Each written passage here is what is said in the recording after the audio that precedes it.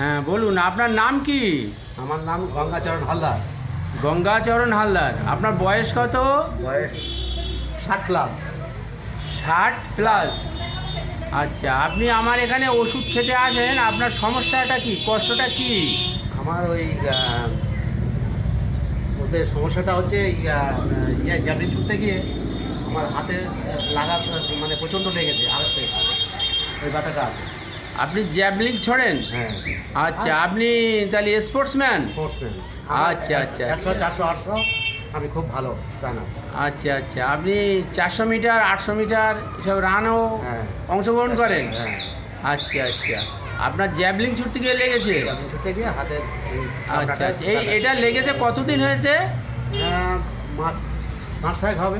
মাস 6 হবে। আপনি এখানে ওষুধ খেয়ে কেমন আছেন? মোটামুটি ভালো। মোটামুটি ভালো, হ্যাঁ? আচ্ছা আচ্ছা, এর আগে এ ব্যাপারে আপনি অন্য কোথাও ওষুধ খেয়েছিলেন? হ্যাঁ, আমি অনেক বড় বড় ডাক্তার দেখিয়েছিলাম। হ্যাঁ, তাতে সেরেছে কম, খুব ভালো না। আচ্ছা আচ্ছা, এখানে আপনার একটু মনে সাহস এসছে? সাহস এসছে। আচ্ছা আচ্ছা, ঠিক আছে। আপনি কোথায় কোথায় খেলতে যান? কোথায় বাইরে কোথাও খেলতে যান? আমি কোথায়? ছত্তিশগড়, নাসিকে, তোমার বেনারস, তারপরে কোচবিহার, আরও অনেক অনেক আচ্ছা জায়গায়। আচ্ছা, বাইরে বাইরে খেলতে যান।